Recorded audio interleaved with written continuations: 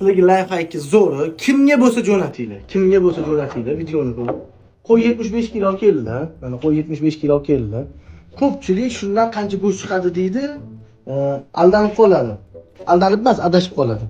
75 kilo 60% go'shtsiz 45 kilo keladi, to'g'rimi? 60% go'shtsiz 45 kilo.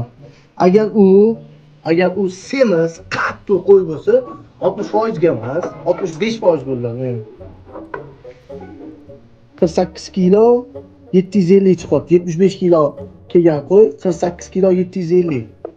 Uyda boqayotgan, qattiq mehr berayotgan, yemaga e'tibor bergan odamlar sotayotganda iloji boricha 60% bilan 65% o'rtasini olib sotasizlar. Bu qo'y 65% gacha beradi, xudo xolisa, Alloh a'lam. Bu yoqdagi qo'ylar saqal prosentlari kam. Keling.